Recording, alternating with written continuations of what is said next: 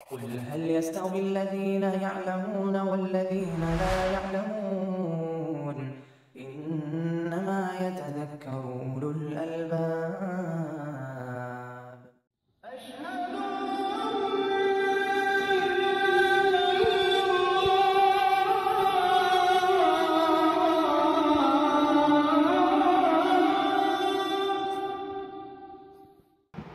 بسم الله الرحمن الرحيم الحمد لله رب العالمين والعاقبة للمتقين والصلاة والسلام على عبد الله ورسوله وخليله وأمينه على وحيه محمد وعلى آله وأصحابه ومن دعا بدعوته واتبع هديه إلى يوم الدين أما بعد فأعوذ بالله من الشيطان الرجيم وإذا كنت فيهم فأقمت لهم الصلاة فلتقم طائفة منهم معك وليأخذوا أسلحتهم الآية۔ ہمارے سامنے صلاۃ الخوف کا باب ہے۔ خوف جیسا کہ ہم جانتے ہیں امن کی ضد ہے۔ ڈر، بے چینی، گھبراہٹ کو خوف کہتے ہیں۔ دشمن کا جب خوف ہو یا دشمن سے خوف کی جب حالت ہو، مسلمانوں کو میدان جنگ میں ہوں، جنگی حالات ہو، ہر طرف خوف اور گھبراہٹ کا سما ہو، ایسے وقت میں نماز کی ادائیگی کی کیفیت کیا ہے یا کیا ہونی چاہیے یا کیا ہوگی، اس کا بیان اس باب کے اندر ہے۔ اللہ سبحانہ وتعالیٰ نے صلاۃ الخوف کی مشروعیت اور اس کے ایک طریقے کا ذکر سورہ نساء کی آیت نمبر 102 میں فرمایا ہے، جو آیت القصر بھی کہلاتی ہے، اور اسی میں خوف کی حالت میں پڑھی جانے والی نماز کی کیفیت بھی اللہ نے بیان فرمائی ہے۔ یہ نماز صحیح قول کے مطابق سن 6 ہجری میں صلح حدیبیہ سے پہلے اور غزوہ احزاب یا غزوہ خندق اور غزوہ بنو قریظہ کے بعد اور صلح حدیبیہ سے پہلے یہ غزوہ ہوا ہے۔ جنگ کی نوبت نہیں آئی۔ در حقیقت نبی صلی اللہ علیہ وسلم صحابہ کرام کے ساتھ 1400 یا اس سے کچھ زائد افراد کے ساتھ عمرے کے لیے تشریف لے جا رہے تھے۔ مقام عصفان پر جو مکہ اور مدینہ کے درمیان واقع ہے، اور شاید یا غالباً مکہ سے شمال جانب نارتھ میں مدینہ کے راستے میں، یا مدینہ سے کہہ لیجیے مکہ جانے کے راستے میں، لیکن مکے سے قریب 80 کلومیٹر کے فاصلے پر ایک مقام عصفان ہے۔ وہیں سے اس وقت ایکسپریس ہائی وے گزرا ہے۔ وہاں مشرکین کی قیادت اور نمائندگی کرتے ہوئے خالد بن ولید رضی اللہ عنہ، جو اس وقت مشرک تھے اور اس غزوے کی کمانڈنگ کر رہے تھے، 200 گھڑ سواروں کے ساتھ نبی صلی اللہ علیہ وسلم کا راستہ روکنا چاہا، اور مقام قدید میں دشمن صف آڑا ہوئے مسلمانوں کے بالمقابل۔ اگرچہ جنگ کی نوبت نہیں آئی اور نبی کریم صلی اللہ علیہ وسلم نے راستہ بدل دیا، یہاں تک کہ بچتے بچاتے آپ حدیبیہ کے مقام تک پہنچ گئے، جو حدود حرم سے بالکل متصل ہے۔ اور پھر وہاں جو کچھ ہوا اور مشرکین نے راستہ روکا، عمرہ کرنے کی اجازت نہیں دی، اور گفت و شنید کے بعد، لمبی طویل گفت و شنید کے بعد جو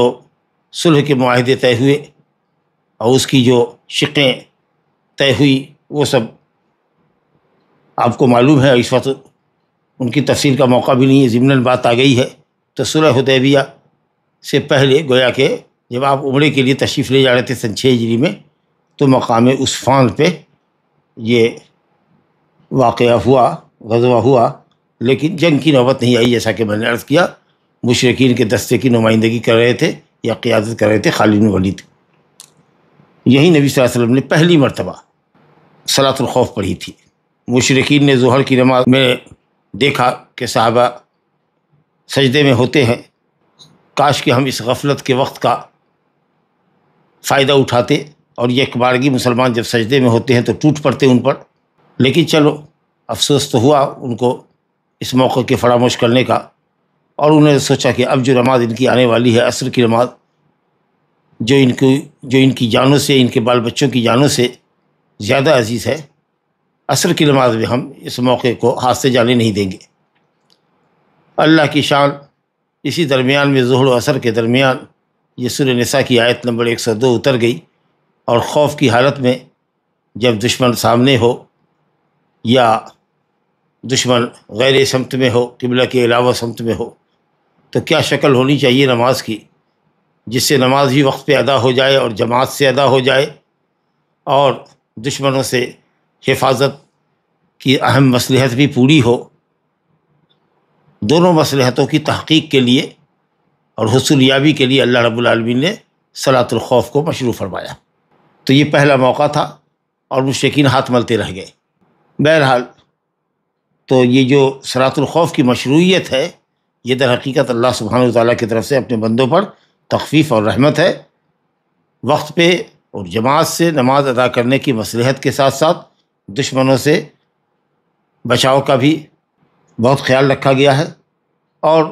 یہ چیز دلالت کرتی ہے اس بات کے اوپر کہ اسلام میں نماز کی بڑی اہمیت ہے۔ اول وقت پہ نماز ادا کی جانی چاہیے، اور جب خوف کی حالت میں جماعت کا اہتمام کیا جانا ہے تو امن کی حالت میں جماعت سے نماز ادا کرنے کی اہمیت کتنی زیادہ ہوگی، اس کا بخوبی اندازہ لگایا جا سکتا ہے۔ تو یاد رکھا جائے کہ صلاۃ الخوف سن 6 ہجری میں مقام عثفان میں حدیبیہ سے تھوڑا قبل، یعنی صلح حدیبیہ سے تھوڑا قبل واقعہ پیش آیا تھا، اور سب سے پہلی نماز جو خوف کی حالت میں پڑھی گئی تھی، خوف کے مشروع طریقے کے مطابق جو بیان آئے گا، وہ عصر کی نماز تھی مقام عثفان میں سن 6 ہجری میں۔ تو قرآن مجید کی آیت دلالت کرتی ہے، آیت نمبر 102، وَإِذَا كُنْتَ فِيهِمْ فَأَقَمْتَ لَهُمُ الصَّلَاةَ، اے نبی جب آپ لوگوں میں ہوں۔ اس سے امام ابو یوسف نے کہا ہے کہ صلاۃ الخوف نبی صلی اللہ علیہ وسلم کے ساتھ ہی خاص تھی، اب کسی دوسرے کے لیے نہیں ہے، لیکن چاروں ائمہ نے، جمہور امت نے، جمہور فقہاء اور محدثین نے کہا کہ یہ ہمیشہ کے لیے باقی ہے، اور نبی صلی اللہ علیہ وسلم کے بعد خلفائے راشدین نے بھی صلاۃ الخوف پڑھی ہے۔ تو اس لیے کہا گیا ہے، چونکہ نبی صلی اللہ علیہ وسلم وہاں موجود تھے، اس لیے خطاب آپ سے کیا گیا، وَإِذَا كُنْتَ فِيهِمْ فَأَقَمْتَ لَهُمُ الصَّلَاةَ، اور جب لوگوں کے لیے آپ نماز قائم کریں، جماعت کریں، فَلْتَقُمْ طَائِفَةٌ مِّنْهُمْ مَعَكَ، تو ایک جماعت آپ کے ساتھ کھڑی ہو اسلحہ لے کر کے، اور جب یہ نماز پڑھ لے ایک رکعت آپ کے ساتھ، رکعت کی قید نہیں ہے، فَإِذَا سَجَدُوا، جب سجدہ کر لے یعنی ایک رکعت پڑھ لے، تو یہ چلے جائیں دشمن کے مقابلے میں، اور دوسری جماعت جو دشمن کا مقابلہ کر رہی تھی، یعنی 2 حصوں میں تقسیم کر دیں، ایک حصے کو لے کے آپ نماز پڑھائیں ایک رکعت، اور اس کے بعد دوسری جماعت یہ جماعت چلی جائے دشمن کے مقابلے میں، اور وہ لوگ جو دشمن کے مقابلے میں تھے وہ ادھر آ کر کے نماز پڑھیں اور اسلحہ ساتھ ہو ان کے۔ اس طریقے سے جب امام سلام پھیر دے تو یہ دوسری جو جماعت آپ کے ساتھ بعد میں آئی ہے، وہ سلام کے بعد مسبوق کے طریقے سے ایک رکعت نماز پڑھ لے، تاکہ ان کی نماز کنٹینیو ہو جائے، اور یہ چلے جائیں دشمن کے مقابلے میں۔ تو پہلی جماعت جو آئی تھی، جو پہلی جماعت جسے پہلی رکعت امام کے ساتھ پڑھی تھی، وہ آ کر کے اپنے اپنے طور پر ایک رکعت پڑھ لیں گے۔ بہرحال یہ آیت، اس کا ترجمہ دیکھیے، آپ لوگ کے پاس ترجمہ والا قرآن ہوگا، اس کا حاشیہ ہوگا، سورہ نساء آیت نمبر 102 صلاۃ خوف کی آیت ہے، اور حدیث بکثرت آئی ہے، اور اسی طریقے سے صحابہ کرام رضوان اللہ علیہم اجمعین کا بھی اجماع ہے صلاۃ الخوف کی مشروعیت پر اور اس کی ادائیگی کے طریقے پر، اور نبی صلی اللہ علیہ وسلم کے بعد بھی لوگوں نے پڑھی صلاۃ الخوف پڑھی ہے، اور اس سلسلے میں کئی ایک روایتیں آئی ہیں، 6-7 طریقے آئے ہیں، وہ سب طریقے امام احمد نے کہا کہ جب جیسے طریقوں کسی بھی طریقے پر کوئی عمل کر لے انشاءاللہ نماز صحیح ہو جائے گی۔ بس اولیت اور اولیت یا اولویت اور افضلیت میں اختلاف ہے، بعض نے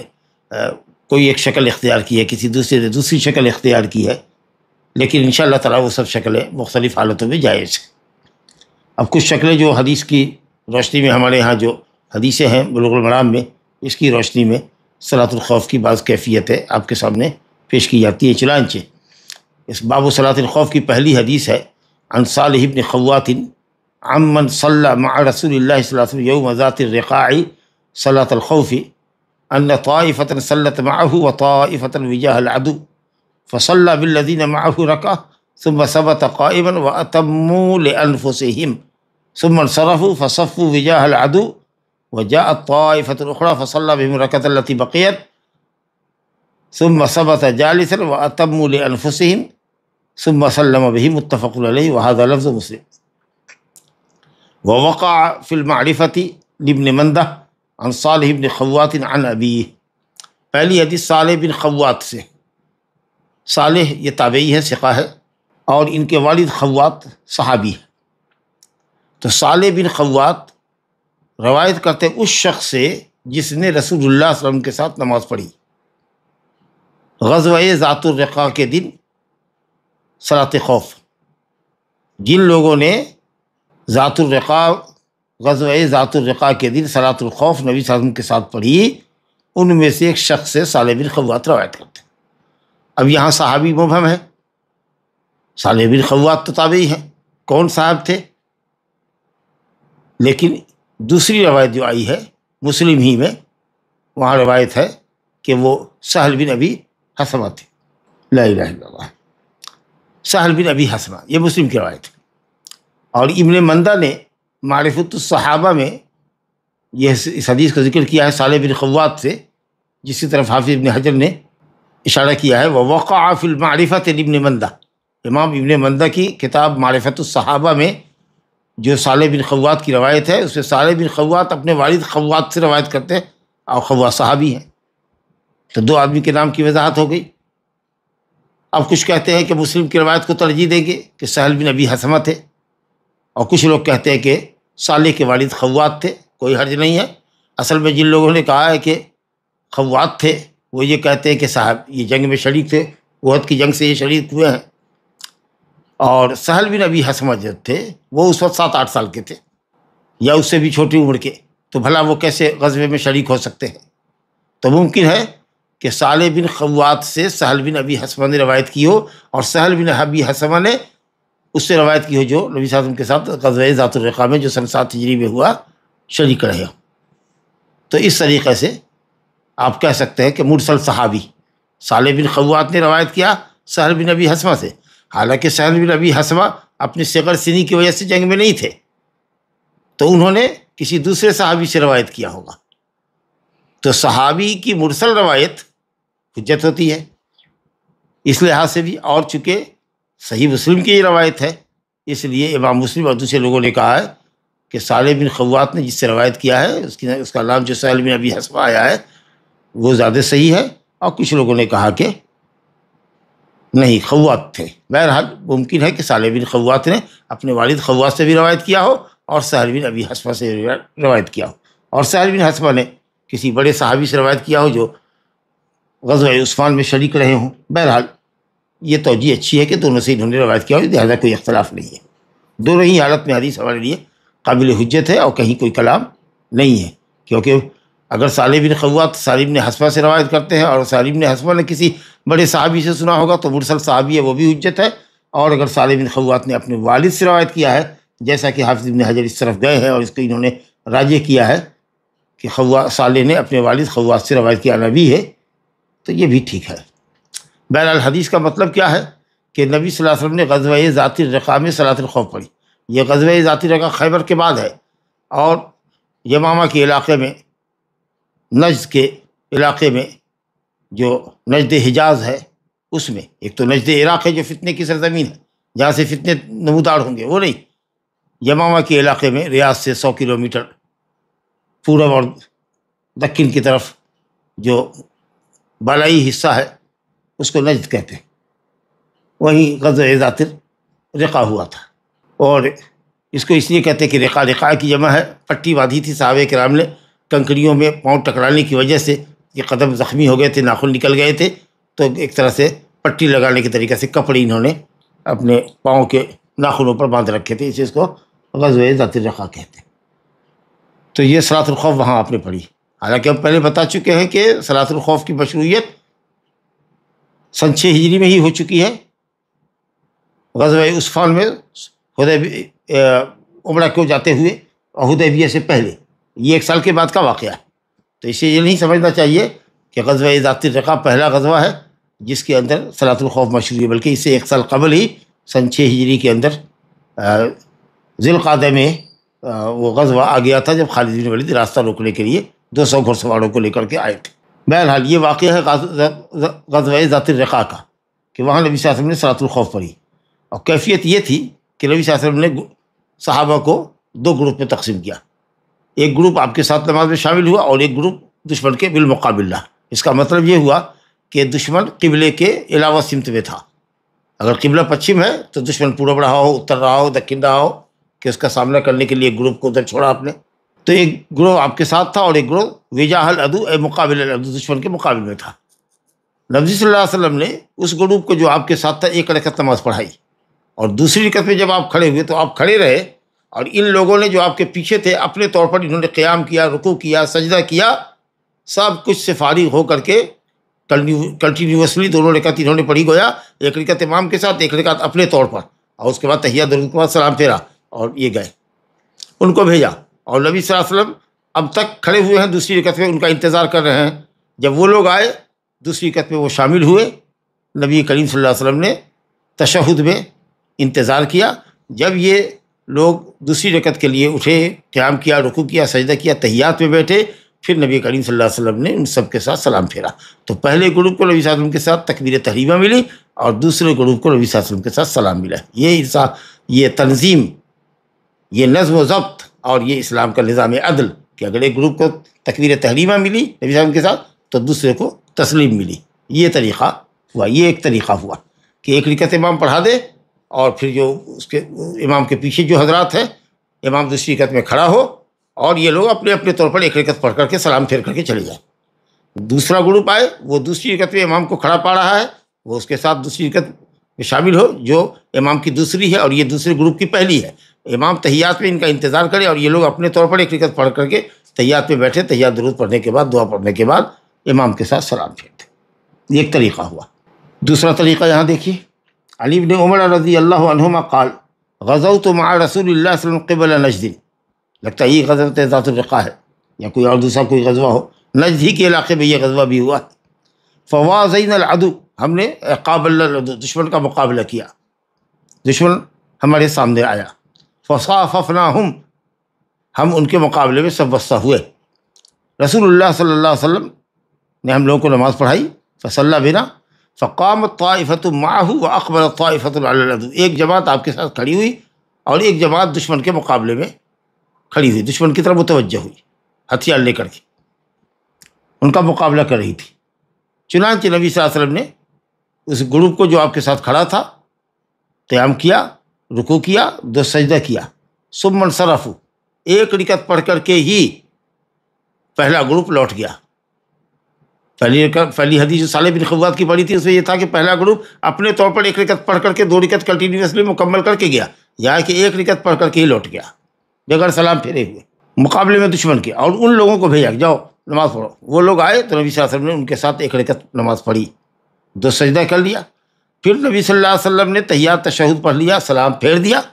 اور یہ لوگ مسبوق کے طریقے سے فقام کل واحد منہم، ان میں کا ہر ایک اٹھ کر کے اپنے طریقے سے مسبوق کے طریقے پر فرکع لنفسہ رکعۃ، ان لوگوں نے اپنے طور پر ایک رکعت نماز پڑھی اور 2 سجدہ کیا، تحیات درود کر کے سلام پھیرا. الحمدللہ. تو دوسری جماعت کو ایک رکعت امام کے ساتھ ملی، اور امام نے انتظار نہیں کیا تحیات میں دوسری رکعت مکمل کرنے کا، بلکہ انہوں نے نبی صاحب نے سلام پھیر دیا اور ان لوگوں نے مسبوق کے طریقے پر نماز ادا کر لی. تو ان کی نماز تو 2 رکعت کنٹینیوسلی ہو گئی، لگاتار ہو گئی، متصل ہوئی. اور یہ جب نماز پڑھ کے گئے تو وہ لوگ آئے اور انہوں نے اپنے اپنے طور پر ایک رکعت مکمل کی. یہ 2 طریقہ آپ کے سامنے آ گیا صلاۃ الخوف کا. لا الہ الا اللہ. تو اس میں ہم نے یہ سمجھا کہ یہ جو شکل ہوئی، 2 شکل ابھی آپ کے سامنے ہوئی، اس میں دشمن قبلے کی سمت میں نہیں تھا. یہ نہیں تھا کہ مسلمان اگر پچھم طرف رخ کر کے نماز پڑھ رہے ہیں تو دشمن اور پچھم طرف ہو کہ سارے لوگ دشمن کا مقابلہ کر رہے ہیں یا نماز بھی پڑھ رہے ہیں. ایسی کیفیت نہیں ہے، بلکہ دشمن غیر قبلے کی سمت میں ہے. اب دیکھیے یہ تیسری حدیث ہمارے سامنے اس باب کی، حضرت جابر کی. جب دشمن قبلے کی سمت میں، جس طرف مسلمان رخ کر کے نماز صلاۃ الخوف پڑھ رہے ہیں اسی طرف سامنے ہوں. اور یہ واقعہ جو ہے آپ کا وہی غزوہ اسفان کا ہے، جس کے اندر مشرکین نے ظہر کی نماز میں چوک کرنے کا افسوس ظاہر کیا کہ کاش ہم ان پر ٹوٹ پڑتے اور مسلمانوں کی غفلت کا فائدہ اٹھاتے. جب یہ سجدے میں تھے تو ہم ٹوٹ پڑتے ان کے اوپر. اچھا چلو عصر کی نماز میں یہ کریں گے. جو ان کی پلاننگ تھی اللہ تعالیٰ نے اس سے نبی صلی اللہ علیہ وسلم کو آگاہ کر دیا، وہی اتار دی، نماز کا طریقہ بتا دیا. اور اب یہ انتظار ہی میں تھے کہ عصر کی نماز میں لوگ سجدے میں جائیں گے تو ہم حملہ آور ہوں گے، لیکن ساری پلاننگ ان کی دھری دھری رہ گئی۔ کس طرح کا انتظام آپ نے کیا ہے وہ دیکھیے، اس حدیث سے ملاحظہ کیجیے۔ حضرت جابر سے روایت ہے، قال شہدت مع رسول اللہ صلی اللہ علیہ وسلم صلاۃ الخوف، میں نبی صلی اللہ علیہ وسلم کے ساتھ شریک ہوا صلاۃ الخوف میں، ٹھیک ہے۔ فصفنا صفین، نبی کریم صلی اللہ علیہ وسلم نے ہم سب لوگوں کو دو صف میں لگایا، دو صف لمبی لگائی۔ صف خلف رسول اللہ صلی اللہ علیہ وسلم، ایک صف آپ کے پیچھے تھی، والعدو بیننا و بین القبلہ، اور دشمن ہمارے درمیان اور قبلے کے درمیان تھا، یعنی جس طرف ہم رخ کر رہے تھے سامنے ہمارا دشمن تھا، تو سارے لوگ صف بستہ ہو گئے، ٹھیک ہے۔ نبی کریم صلی اللہ علیہ وسلم نے تکبیر کہی، سب نے تکبیر کہی، قیام ہوا، پھر رکوع آپ نے کیا، ہم سب نے رکوع کیا، ثم رفع رأسہ من الرکوع، پھر جب آپ نے سر کو سر سے اٹھایا، رکوع سے اٹھایا، ہم نے بھی اٹھایا۔ اب یہی موقع تھا، مشرکین انتظار میں تھے کہ سجدے میں جائیں کہ ہم حملہ آور ہو، مگر نبی صلی اللہ علیہ وسلم نے بتا دیا تھا طریقہ، کہا کہ ثم انحدر بالسجود، نبی صلی اللہ علیہ وسلم سجدے کے لیے جھکے، اور وہ صف جھکی جو آپ سے قریب تھی، پہلی صف تھی تو وہ آپ کے ساتھ جھکی، اور یہ دوسری صف جو پیچھے تھی وہ کھڑی کی کھڑی رہ گئی، رکوع کے بعد سمی اللہ لمن حمدہ ربنا لک الحمد کہنے کے ساتھ، اور یہاں تلوار ہے بغل میں لگی ہوئی ہے اور دشمن کی طرف دیکھ بھی رہے، ایک صف سجدے میں ہے اور ایک صف پہرے داری کر رہی ہے، پلاننگ ان کی ڈھیر ہو گئی، دھڑی کی دھڑی رہ گئی۔ اب جب کہ سجدہ کر لیا نبی صلی اللہ علیہ وسلم نے پہلی صف کے ساتھ، دو سجدے سے فارغ ہو گئے، دوسری رکعت میں جب اٹھ گئے تو یہ جو لوگ پیچھے والے تھے جو اب تک سجدہ انہوں نے نہیں کیا تھا، ان لوگوں نے اپنے طور پر سجدہ کر لیا، دو سجدہ کر کے اٹھ گئے، اب سب لوگ دوسری رکعت میں اٹھ گئے ہیں، اب عدل اور انصاف کا دن ہے یہ، تو اب جو پہلی صف تھی جس نے پہلی رکعت میں نبی صلی اللہ علیہ وسلم کے ساتھ سجدہ پایا تھا، اب وہ الٹے پاؤں پیچھے آ رہے ہیں، اور جو پچھلی صف تھی وہ قدم بڑھا کے آگے جا رہے ہیں، گویا کہ پچھلی صف نے اگلی صف میں جگہ لے لی اور اگلی صف پیچھے آ گئی، تاکہ پھر اس مرتبہ سجدے میں اگلی صف سجدہ کرے گی جو کہ پہلی رکعت میں سجدہ امام کے ساتھ نہیں کر سکی تھی، بالکل وہی کیفیت ہوئی، قیام ساتھ کیا، رکوع کیا، رکوع کے بعد نبی صلی اللہ علیہ وسلم اور اگلی صف جو پہلی رکعت میں پچھلی تھی اب وہ رکوع کے بعد نبی صلی اللہ علیہ وسلم کے ساتھ سجدہ کر رہی ہے۔ جب وہ سجدے سے فارغ ہو کر تحیات میں بیٹھ گئے تو پچھلی صف نے جو پہلی رکعت میں امام کے ساتھ سجدہ کرنے میں شامل تھی اب اس نے سجدہ کیا، اور پھر اس کے ساتھ تحیات درود پڑھا، سلام پھیرا، اس طریقہ سے نماز بھی ہو گئی اور پہرے داری بھی بدرجہ اتم حاصل رہی۔ اور اس نماز میں اگر دشمن قبلے کی سمت میں ہو تو عام نمازوں سے انحراف کا بہت ہی ہلکا سا طریقہ رہا ہے، ڈفر رہا ہے عام نمازوں سے، صرف یہ رہا ہے کہ سجدے میں امام کے ساتھ ایک گروپ گیا ہے، گروپ کھڑا ہوا ہے، اور یہ ہے کہ مصلحت کے لیے، عدل و انصاف کی مصلحت کے لیے پہلی صف پیچھے آئی ہے الٹے قدم ہو اور پچھلی صف اگلی صف میں گئی، صرف اسی حد تک مخالفت کی۔ تو یہ حدیث ہے، پوری حدیث آپ کے سامنے آئی۔ ایک روایت میں کہ نبی صاحب نے سجدہ کیا، صف اول نے سجدہ کیا، جب یہ لوگ کھڑے ہو گئے دوسری صف کے لیے ظاہر ہے تو پھر صف ثانی نے سجدہ کیا، پھر اگلی صف پیچھے آئی، دوسری صف آگے بڑھی، اور سارا واقعہ وہی ہے۔ ثم سلم النبی صلی اللہ علیہ وسلم وسلمنا جمیعا، اور نبی صلی اللہ علیہ وسلم نے سلام پھیرا اور ہم سب نے سلام پھیرا، ماشاء اللہ۔ تو اس طریقے سے پوری قوم کی نماز ساتھ ہوئی، صرف سجدے میں آگے پیچھے ہوئے لوگ، اور دوسری رکعت میں پہلی صف پیچھے آئی، پیچھے والی اگلی صف گئی، جیسے کہ آپ نے تفصیل سنا۔ اور یہ واقعہ کہاں پیش آیا تھا؟ جیسا کہ میں نے کہا ابو داؤد کی روایت میں اس بات کو یا اس ابہام کو دور کر دیا گیا ہے کہ جابر جو کہتے ہیں کہ ہم نے نبی صلی اللہ علیہ وسلم کے ساتھ صلاۃ خوف پڑھی، جس کا ابھی آپ نے طریقہ جانا، کہتے ہیں ابو داؤد میں ابو عیاش الزرقی رضی اللہ عنہ سے روایت ہے، پوری حدیث ویسے ہی ہے جو بھی آپ نے پڑھا، اور البتہ اس میں اس قدر اضافہ ہے جو ابہام کو دور کر رہا ہے کہ انہا کانت میں عسفان، یہ نماز پڑھی گئی تھی مقام عسفان میں، وہی حدیبیہ سے تھوڑا پہلے، ماشاء اللہ تبارک۔ تو یہاں آپ کے سامنے وضاحت ہو گئی۔ تو جب دشمن بالمقابل ہو تو یہ کیفیت ہونی چاہیے کہ سب کو لے کے ساتھ پڑھے امام، اور پہرے داری کے پہلو سے کچھ لوگوں کو سجدے سے روک کر دیں کہ بھئی اگر مان لیجئے کہ 50 صف ہے تو بھئی اگلی 25 صفیں سجدے میں جائیں گی اور دوسری پچھلی صف 50 صف پہرے داری میں رہے گی، اور پھر جب ہم سجدے سے اٹھ جائیں اب پہلی صف 25 صفوں کے ساتھ، تب آپ لوگ سجدہ کر لیجئے گا اور دوسری رکعت میں پھر آگے پیچھے ہو لیجئے گا۔ چلیے صاحب، تو ہم نے جب دشمن قبلہ کے رخ پہ ہو تو یہ شکل جابر کی ہے، اور دشمن غیر قبلہ کی سمت میں ہو تو ہم نے دو طریقہ پڑھا تھا، ایک صالح بن خوات کا جو اپنے باپ سے روایت کرتے ہیں خواص سے، یا سہل بن ابی حسفہ سے روایت کرتے ہیں، اور دوسرا طریقہ حضرت عبداللہ بن عمر سے ہم نے پڑھا۔ تو 3 طریقہ ہمارے سامنے ہوا، 2 طریقہ جب دشمن غیر قبلے میں ہو، اور ایک طریقہ جابر کا جب دشمن سامنے ہو۔ چوتھا طریقہ دیکھیے صلاۃ خوف کا، وَلِلنَّسَائِيِّ مِنْ وَجْهٍ آخر عن جابر، نسائی میں ایک دوسری سند سے جو روایت آئی ہے حضرت جابر رضی اللہ عنہ کی، حدیث کو امام بخاری نے معلق ذکر کیا ہے، اور بھی کئی طرق حدیث کی آئی ہے، اس لیے حدیث صحیح ہے انشاءاللہ۔ حضرت جابر سے روایت ہے نسائی میں ایک دوسری سند سے جو ابو داؤد کی سند ہے، اس سے ڈفر سند ہے، کہ ان النبی صلی اللہ علیہ وسلم صلی بطائفۃ اصحابہ رکعتین ثم سلم ثم صلی بآخرین ایضا رکعتین ثم سلم۔ یہ بھی طریقہ ٹھیک ہے کہ نبی صلی اللہ علیہ وسلم نے اپنے اصحاب کی ایک جماعت کو لے کر 2 رکعت نماز پڑھا دی۔ سفر ہے 2 رکعت ہی ہے، 4 رکعت نماز رباعی نماز ہے، 4 رکعت والی نماز ہے تو قصر ہوگی تو 2 ہوگی، تو 2 رکعت نماز ایک جماعت کو پڑھا دی ایک دم تکبیر تحریمہ سے سلام تک، اور یہ لوگ چلے گئے نماز سے فارغ ہو کر کے، اور پھر دوسری جماعت کو بھیجا اور ان کو بھی نبی صلی اللہ علیہ وسلم نے 2 رکعت نماز پڑھا دیا۔ تو نبی صلی اللہ علیہ وسلم کی پہلی نماز پہلی جماعت کے ساتھ تو فرض ہوئی، اور دوسری جماعت کے ساتھ نبی صلی اللہ علیہ وسلم کی حیثیت نفل پڑھنے والے کی تھی، وہ متنفل تھی، اور قوم آپ کے پیچھے جو دوسرا گروپ آیا تھا بعد میں اس کو آپ نے پڑھایا، تو آپ کی حیثیت متنفل کی تھی اور قوم آپ کے پیچھے فرض پڑھ رہی تھی۔ اور یہ بات پہلے بھی حضرت معاذ بن جبل انصاری رضی اللہ عنہ کی عشاء کی امامت کے سلسلے میں کہ وہ اپنی قوم کو نماز پڑھایا کرتے تھے، جبکہ وہ نماز عشاء نبی صلی اللہ علیہ وسلم کے پیچھے مسجد نبوی میں پڑھ چکے ہوتے تھے، تو وہ متنفل ہوتے، قوم مفترض ہوتی۔ ہم نے کہا تھا کہ یہ طریقہ صحیح ہے، لیکن حنفیہ اور مالکیہ کو یہ طریقہ ہضم نہیں ہوگا، کیونکہ امام کی نیت نفل کی ہے اور مقتدی کی نیت فرض کی ہے، فرض کی نیت اقوا ہوتی ہے، بھلا وہ اضعاف نیت کرنے والے کے پیچھے کیوں کر نماز پڑھیں گے۔ اور تعویل کرتے ہیں معاذ بن جبل انصاری کے واقعے کا کہ وہ نبی صلی اللہ علیہ وسلم کے پیچھے نفل پڑھا کرتے تھے، قوم میں آ کے فرض پڑھا کرتے تھے، یا یہ ہے کہ بغیر نبی صلی اللہ علیہ وسلم کے حکم کی نماز پڑھا کرتے تھے اور نبی صلی اللہ علیہ وسلم کو اس کی اطلاع نہیں تھی۔ واقعہ اور گفتگو اس مسئلے پر تفصیلی گفتگو ہو چکی، تو الحمدللہ یہ بھی طریقہ بہت پسندیدہ ہے کہ صاحب دونوں گروپ کو 2 رکعت پڑھا دی جائے، کوئی اختلاف نہیں مکمل، بس اس میں صرف فرق یہ ہے کہ دوسری جماعت کے ساتھ امام کی جو نوعیت ہے وہ فرض کی ہے، نفل کی ہے، اور قوم آپ کے پیچھے فرض پڑھ رہی ہے۔ تو اس طریقہ سے ہر گروپ کو نبی صلی اللہ علیہ وسلم نے 2 رکعت پڑھایا ہے۔ بہرحال اب عدل تو نبی صلی اللہ علیہ وسلم ممکن حد تک ہی عدل ممکن ہوگا، اب ظاہر ہے کہ اگر دونوں کو 2 رکعت پڑھانا ہے تو دونوں کے ساتھ تو امام کی نیت فرض کی نہیں ہوگی، تو اب یہی عدل ممکن تھا یہاں، اس سے بڑھ کے تو ہو نہیں سکتا تھا۔ چلیے صاحب، تو ہم نے 4 طریقہ پڑھا، اب ایک طریقہ اور ہے، اور وہ طریقہ یہ ہے کہ صاحب ہر ایک گروپ کو 1 رکعت پڑھایا جائے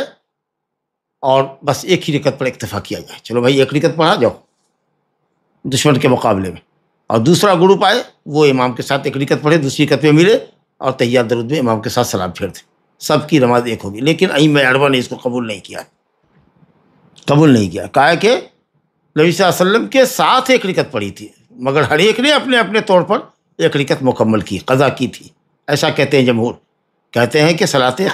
خوف کی وجہ سے نماز کی حیت اور کیفیت کے اندر تو اختلاف پڑتا ہے، وہ نماز کی مصلحت کے لیے اور حراست اور پہرے داری کی مصلحت کے لیے یہ مخالفات جو ہیں عام نمازوں سے ہٹ کر یہ تو گوارا ہے، لیکن رکعت کیسے کم ہوگی بھائی؟ اب تو قصر پڑھ رہے ہیں 2 رکعت، 4 رکعت والی نماز کو 2 رکعت پڑھ رہے ہیں، وہ پھر ایسے کیسے کریں گے کہ 1 رکعت کر دیں؟ بھائی حدیث ہے تو کیسے کریں گے؟ جب گھماسان کی جنگ ہو اور حالات اچھے نہ ہوں اور خوف و دہشت زیادہ ہو تو چلو بھائی 1 ہی رکعت پڑھتے ہیں۔ تو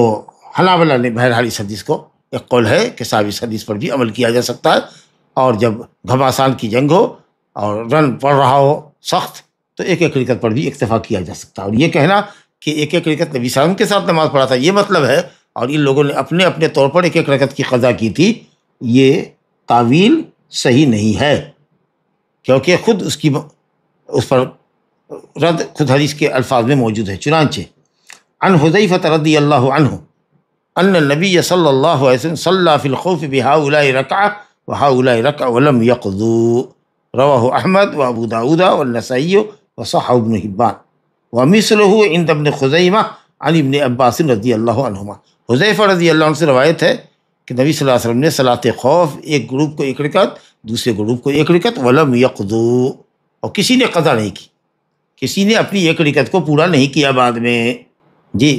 حدیث صحیح ہے، ابن خزیمہ نے، ابن حبان نے صحیح کہا، اور ابن خزیمہ میں اسی کے مثل روایت آئی ہے کہ ایک رکعت پڑھایا اور کسی گروپ نے دوسری رکعت مکمل نہیں کی۔ ابن عباس رضی اللہ عنہما سے یہ حدیث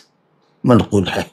لا الہ الا اللہ۔ اور ایک تیسری حدیث لائی اس باب میں، ابن عمر رضی اللہ عنہ کی، کہتے ہیں کہ رسول اللہ صلی اللہ علیہ وسلم نے فرمایا کہ کوئی بھی شکل ہو، جیسی بھی شکل ہو جنگ کی، صلاۃ الخوف ایک ہی رکعت ہے، صلاۃ الخوف رکعت علی ای وجہ کان، جس طریقے پر ہو ادا کر لو۔ یہ بزار کی روایت ہے ابن عمر کی، اور اس کی سند جو ہے وہ ضعیف ہے، اس کی سند ضعیف ہے۔ لا الہ الا اللہ۔ اس میں کہتے ہیں کہ محمد بن عبد الرحمن البیلمانی، یہ ایک راوی ہے جو اپنے باپ عبد الرحمن بیلمانی سے روایت کر رہے ہیں، محمد اپنے والد عبد الرحمن بیلمانی سے روایت کر رہے ہیں، وہ روایت کر رہے ہیں ابن عمر سے کہ خوف کی حالت میں رکعت ایک ہی رکعت ہے، اگر ایک آدمی کسی بھی طریقے پر ایک رکعت پڑھ لیتا ہے تو نماز کافی ہو جائے گی۔ یہ بندہ محمد بن عبد الرحمن بیلمانی جو ہے، یہ اہل علم محدثین کے نزدیک ضعیف ہے،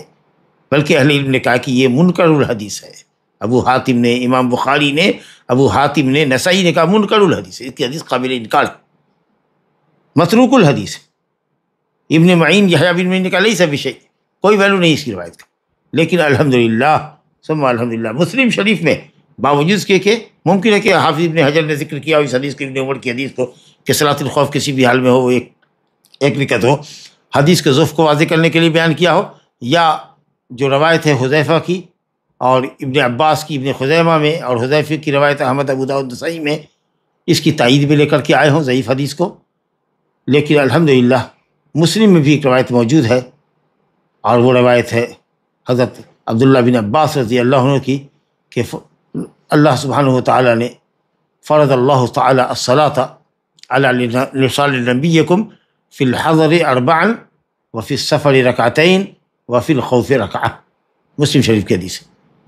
کہ اللہ سبحانہ وتعالی نے نماز کو تمہارے نبی کی زبان پر فرض کیا ہے، حضر میں 4 رکعت، سفر میں 2 رکعت، اور خوف کی حالت میں 1 رکعت، اور کسی قضا کا ذکر نہیں ہے، اور یہ حدیث بالکل صحیح۔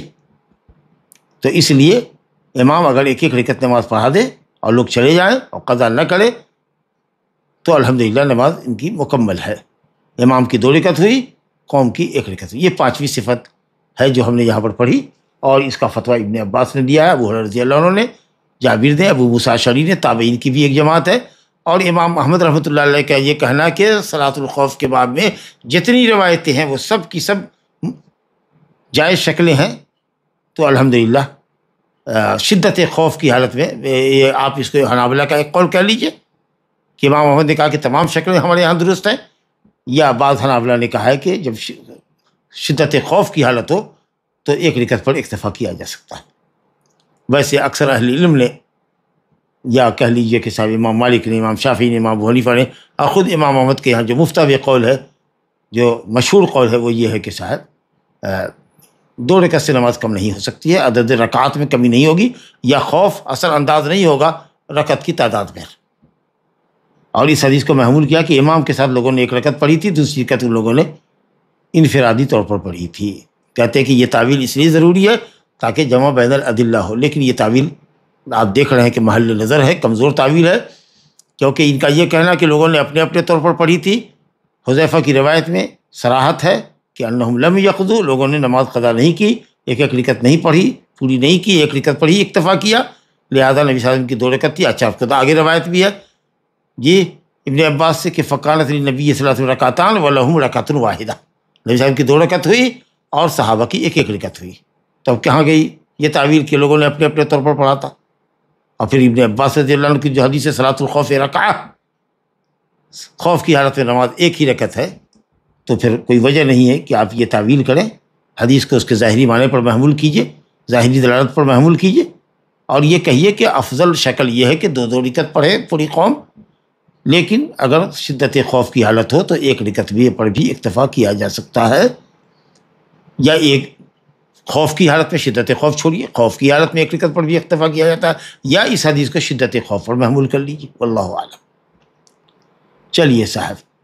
اب ایک حدیث 10ویں حدیث ہے اس باب میں کہ کیا امام کی اقتداء میں سجدہ چھوڑا جاتا ہے؟ امام کی اقتداء کے لیے یا حراست کے لیے پہرے داڑھی کے پیش نظر آگے اگلی صف پیچھے آتی ہے، پچھلی صف آگے جاتی ہے، ایک رکعت پڑھ کر کے جماعت واپس جاتی ہے دشمن کے مقابلے میں بغیر سلام پھیرے ہوئے، نماز پڑھے دوسری رکعت پہ اٹھے چلے گئے، نماز میں ہیں، وہ حکمن نماز میں ہیں، اصلاً نماز میں ہیں، جنگ کر رہے ہیں۔ پھر یہ جماعت جب دوسری والی آئی، دوسرا گروپ آیا جس نے نہیں امام کے ساتھ پہلی رکعت پائی تھی تو دوسری رکعت میں امام کو پایا، اب امام یا تو تحیات میں انتظار کرے ان کا دوسری رکعت پڑھنے تک، یا کہ سلام پھیر دے اور یہ قوم اپنے طور پر دوسری نماز کنٹینیوسلی کر لے اور پھر جا کر کے اس کو بھیجے، جو بھی شکل ہو۔ تو یہ ساری مخالفات جو ہیں آپ دیکھ رہے ہیں کہ صلاۃ الخوف کی وجہ سے خوف و دہشت میں پڑھی جا رہی ہے نماز، اور نماز کی رعایت کرنی ہے، جماعت کی بھی رعایت کرنی ہے، اور پہلے داڑھی کو بھی کمزور نہیں ہونے دینا ہے، اس لیے جائز ہے۔ تو کیا اگر ایک رکعت نماز پڑھنے کی حالت میں،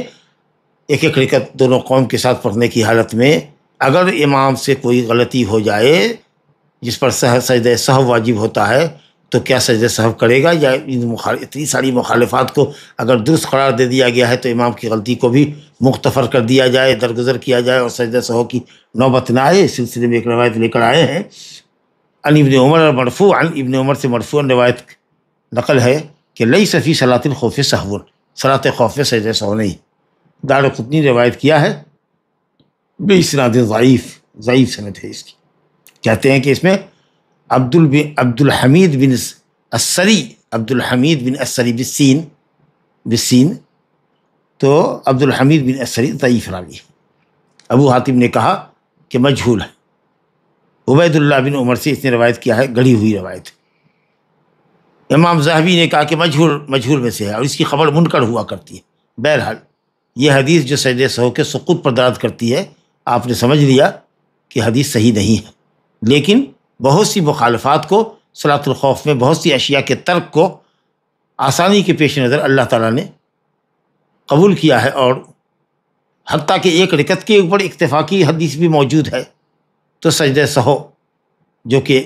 بالکل اخیر میں ہوتا ہے، امام کے سلام سے قبل ہوتا ہے، یا بعض حالت میں سجدہ سہو سلام کے بعد ہوتا ہے، اس کے سقوط کو اگر درست قرار دیا جائے کہ سجدہ سہو نہیں بھی ہو تو جو نماز صلاۃ الخوف کی جو کیفیات ہیں ان کی روشنی میں علماء نے کہا ہے کہ معنی حدیث کا صحیح ہے، اور یہ کہ صاحب سجدہ سہو ساقط ہے، تو اس قول کے اندر وجاہت ہے، معقولیت ہے۔ لیکن سماحت الشیخ بن باز رحمۃ اللہ علیہ نے کہا کہ چونکہ حدیث ضعیف ہے اور حد درجہ ضعیف ہے، اس لیے سجدہ سہو کے سقوط کے اوپر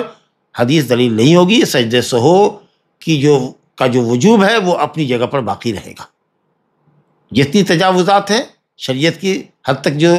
شریعت نے اس کو درست قرار دیا بس وہیں تک رکھو، لیکن جس چیز کو کرنے پر آدمی قادر ہو